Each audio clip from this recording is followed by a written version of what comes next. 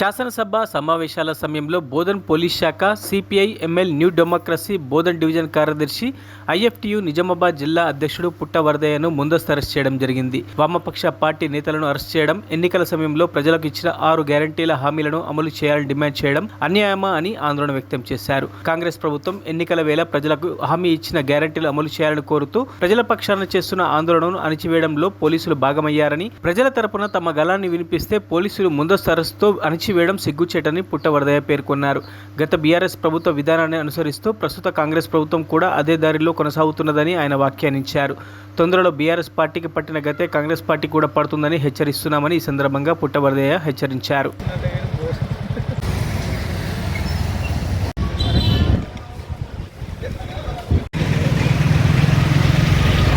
శాసనసభ సమావేశాల సందర్భంగా కార్మిక వర్గం యొక్క సమస్యల్ని ప్రభుత్వం దృష్టికి తీసుకురావడం కోసం ఈరోజు హైదరాబాద్ ఇందిరా పార్క్ దగ్గర కార్మిక సంఘాలు ధర్నాకు పిలుపునిచ్చినాయి.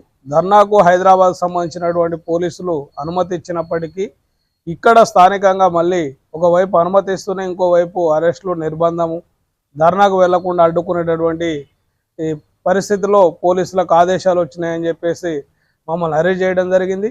ఇది సరైనటువంటి చర్య కాదని చెప్పేసి మేము ఈ సందర్భంగా గుర్తు చేస్తూ ఉన్నాం. గత ప్రభుత్వం కూడా ఇదే పద్ధతిలో అరెస్టులు చేయడం, నిరసనలు తెలిపేటటువంటి అవకాశాలు లేకుండా ఆ ప్రభుత్వం చేసింది. ఈ ప్రభుత్వం అటువంటిది ఉండదు, మా కాంగ్రెస్ పార్టీ అధికారంలోకి వస్తాయని చెప్పేసి హామీ ఇచ్చి అదే పద్ధతిలో ఇదే ప్రభుత్వం కూడా కొనసాగుతూ ఉన్నది. ఎన్నికల సందర్భంగా ఇచ్చినటువంటి అనేక హామీలను అమలు చేయాలని చెప్పేసి ఉద్యమకారులుగా, వామపక్ష పార్టీలుగా, కార్మిక సంఘాలుగా మేము ఆందోళన చేస్తూ ఉన్నాం. ప్రజల తరఫున ఇవి అడగకూడదు, మీరు చేయకూడదు అని అంటే గత బీఆర్ఎస్ పార్టీకి పట్టిన గతే ఈ కాంగ్రెస్ పార్టీకి పడుతుందని చెప్పేసి కూడా ఈ సందర్భంగా హెచ్చరిస్తూ ఉన్నాం. ఎన్నికల్లో ఇచ్చినటువంటి హామీలని అమలు చేయాలని చెప్పేసి ఈ సందర్భంగా మేము డిమాండ్ చేస్తూ ఉన్నాం. మరిన్ని అప్డేట్స్ కోసం మా ఛానల్ని సబ్స్క్రైబ్ చేయండి.